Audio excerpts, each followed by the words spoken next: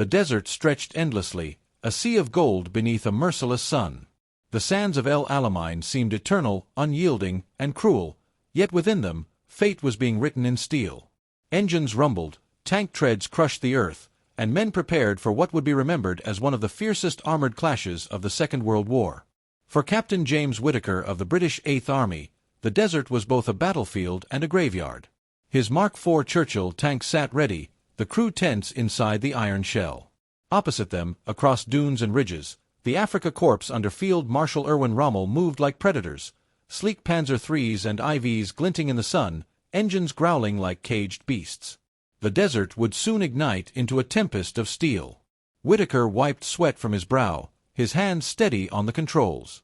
Inside the Churchill, Corporal Ellis manned the turret, while Private Miller, the loader, whispered a nervous prayer. "They'll come at dawn," Ellis muttered, his voice sharp. The men had endured weeks of supply shortages, relentless heat, and constant air raids. Yet morale was high. They knew General Montgomery's plan hinged on breaking Rommel's armored spearhead. Across the desert, Oberleutnant Karl Adler of the Afrika Korps scanned the horizon from his Panzer IV. He respected the British resolve but trusted in German engineering and discipline. His tank, fast and deadly, was his pride. "We strike swift and hard," he told his crew. "One shot, one kill. No hesitation." Both sides prepared, neither willing to yield. The sands would soon drink deeply of oil and blood. At first light, the horizon erupted. Artillery thundered, sending plumes of sand skyward. The British barrage tore into Axis positions, lighting the desert with a hellish glow. Then came the rumble, the advance of hundreds of tanks. Whitaker pushed forward with his regiment, the desert vibrating beneath the weight of advancing armor. Dust clouds cloaked them, shells whistled overhead, and the roar of engines drowned out fear. Ahead, Adler's panzers surged forward, maneuvering with precision. The first clash was brutal. A British Crusader tank erupted in flames as a German shell punched through its hull. In response, Ellis swung the Churchill's turret and fired. The shot smashed into a panzer, splitting it open like tin. 4 hours, the desert became a furnace of steel. Tanks dueled at point-blank range, sandstorms kicked up by explosions blinded gunners, and the air was thick with acrid smoke. Whitaker's Churchill was hit, shuddering violently. "Damage to the track," Miller shouted. Whitaker clenched his teeth. Immobilized, they were sitting ducks. "We fight from here," he ordered.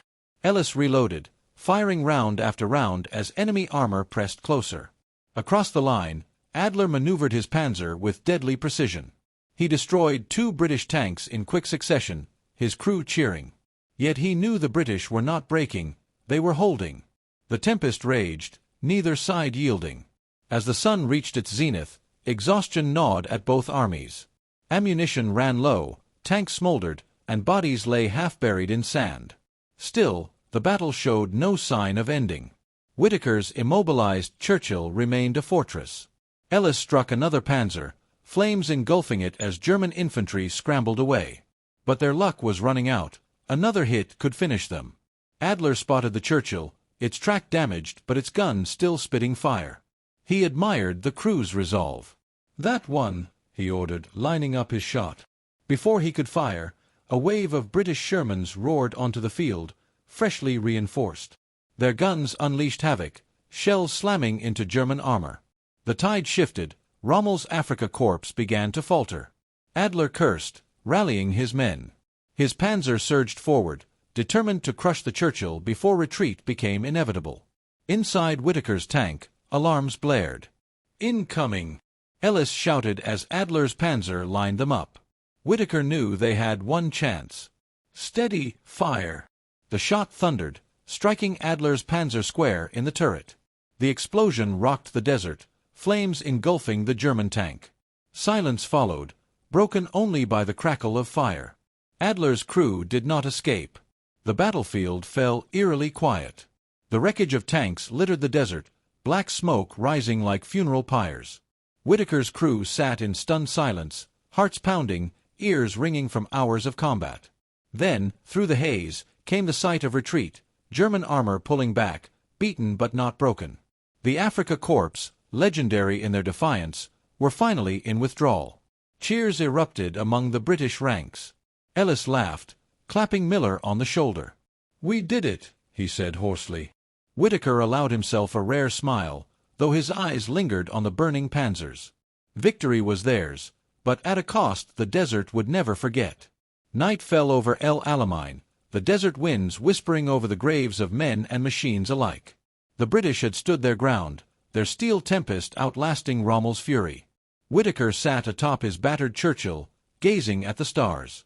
"We held," he murmured, knowing this victory would mark a turning point in the war. The desert, once unforgiving, had become the crucible of their triumph. For the Afrika Korps, defeat at El Alamein spelled the beginning of the end in North Africa. For the British, it was proof that resolve and unity could overcome even the deadliest storm. In the deserts of El Alamein, steel clashed, heroes rose, and history was written in fire.